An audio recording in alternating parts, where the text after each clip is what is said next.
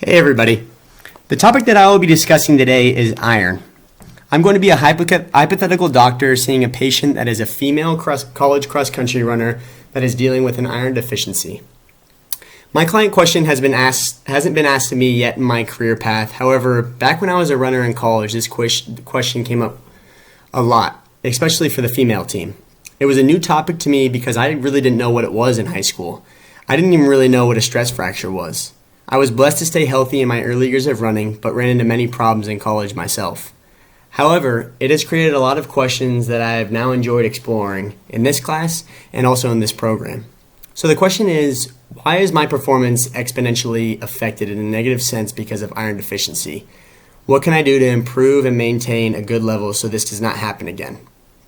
So let's just start by giving a basic overview of iron. Iron is a mineral that is stored in a blood cell protein called ferritin. That's main responsibility is to transport oxygen to working muscles. It also plays a role in transporting CO2 to the lungs to be expired. So if the patient has low levels today, it will explain their reductions in performance. Some of the symptoms of not having enough iron in the body and some symptoms that may be occurring in the client-specific case and why they don't want it to occur again is impaired physical work capacity, reduced mood and cognitive function, and for women, poor pregnancy-related outcomes. Women are more prone to iron deficiency because of blood losses during menstruation. It is the main reason for iron loss in women. In a study by Rushton and his colleagues, 90% of women of childbearing age in the United Kingdom do not meet the recommended daily intake of iron. This was also evaluated in Canada, Central America, China, and the United States. It has become a worldwide issue. As far as the fatigue that you are experiencing, that will be better understood as I take you through the process.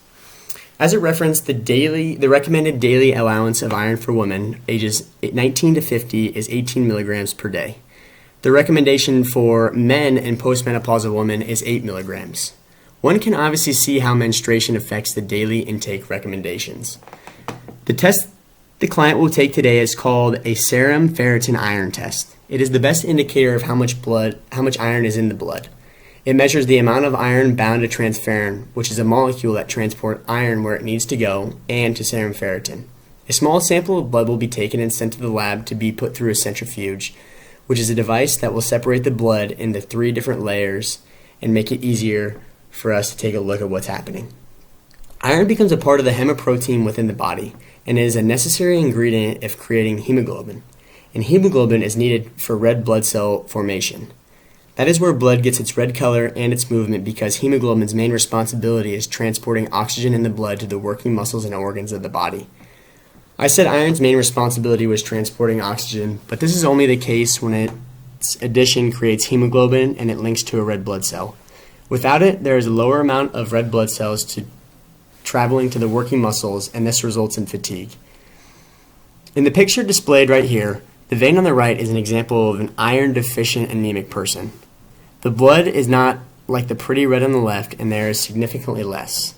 To expand on this is an ongoing process. Red blood cells called erythrocytes are constantly destroyed and therefore need to be constantly remade. That is done through a process called erythropoiesis. A continuous supply of blood and therefore iron to transport this blood is needed because 1. Tissues need constant oxygenation. As we know, even when we are sleeping, the body continues to function. 2. There is constant erythrocyte turnover. A red blood cell lifespan is typically 120 days.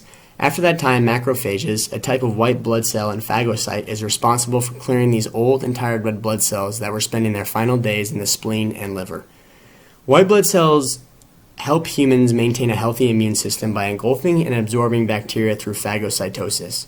White blood cells seem annoying in this stage, but they are necessary because macrophages also support erythropoiesis. And remember what I said, erythropoiesis is the production of new red blood cells. Macrophages recycle iron from old red blood cells and transport it to the bone marrow where erythropoiesis occurs so they can be used again. Now that we understand the importance of having iron in the body, the causes of iron deficiency are obviously not having enough of it. In your specific case, being an endurance athlete, you are at a higher risk of iron deficiency, as well as being a female, and as well as potentially having an insufficient diet. It is very likely because you are in college and collegiate people usually have an insufficient diet. The reason iron levels are lower in endurance runners is because endurance runners have a decreased hematocrit. Hematocrit is the ratio of red blood cells to the total volume of blood. This is the case because athletes have a higher red blood cell turnover because the muscles are working so hard. And because they work so hard, their lifespan is far less than the regular 120-day lifespan. If one is not intaking enough iron, they are susceptible to what is referred to as sports anemia. To better understand hematocrit and why a lower ratio of red blood cells causes performance decrements will be explained. Let's take a look at this picture right here. The composition of blood is broken down into 3 levels, like I stated above, and one can see here. Hematocrit, or the red blood cells, is that bottom red layer. The buffy coat, that tiny little white clear layer in the middle, which includes the white blood cells and the platelets that include the macrophages and phagocytes that I've previously mentioned. And lastly, the plasma on top, which includes water, proteins, nutrients, hormones, and other ingredients. For females, normal blood should contain 37 to 47% of red blood cells or hematocrit, and 42 to 52% in males. In a subject with anemia, as seen, the red blood cell level is significantly lower. That is the easiest way for a person to understand how iron affects the body. To get a little more specific and scientific, the central determinant of iron deficiency is ferritin, like I've mentioned previously. Ferritin is a protein that stores the iron. It can hold up to 45 iron molecules. In a study done by Johnson, Wimbley, and Graham, low iron level diagnostics consist of serum ferritin count that is less than 30 nanograms per liter found in the blood. Severe iron deficiency, better known as iron deficiency anemia, which has been mentioned throughout, is typically less than 10 to 15 nanograms per liter of iron in the blood. These values result in lower oxygen delivery to the working muscles and very noticeable fatigue during not only performances and workouts, but easy days of running and even normal life activities, like doing laundry or taking out the trash. This picture being displayed now does not need much explanation other than the fact that one can clearly see the difference in oxygen content and how that might affect performance and energy levels in any activity one does. So I've now received your results, and the subject is definitely iron deficient. So the way we get more iron and to fix this problem is discussing food and supplementation. The 2 sources of iron that provides humans with iron is heme iron and non-heme iron. Basically what that means in layman's terms is heme is meat, red meat, fish, poultry, because of the blood proteins consumed from the animal source. And non-heme is primarily from plants and is where most iron comes from. When iron is consumed, it is absorbed most effectively by ascorbic acid, which is vitamin C. You know, most citrus fruits, tomatoes, potatoes. However, the proportion of iron absorbed from meat is 20 to 30% compared to 1 to 10% of plant-based iron sources. In your specific case right now, I would recommend having good cuts of meat. On top of meat, or if you don't eat meat, I would suggest eating spinach and nuts and other leafy green vegetables and taking a supplement to increase your iron levels and bring them back to a normal level. The recommendation for treating iron deficiency is to take 375 milligrams of ferrous sulfate twice a day.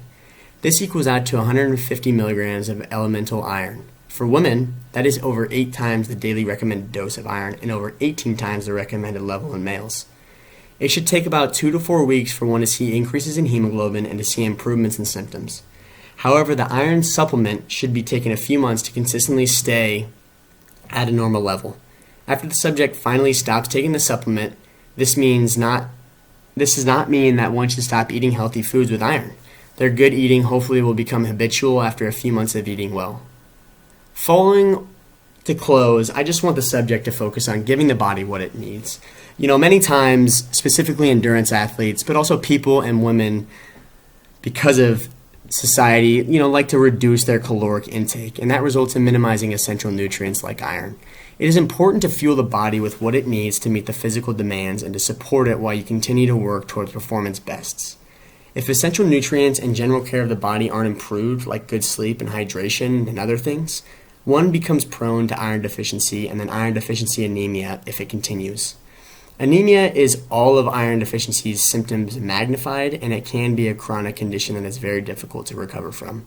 If one can prevent that from happening, the treatment and recovery is much easier. So let's start with that, and we can assess the symptoms in a few weeks to see if you are making improvements. That's all for now. Thanks for listening.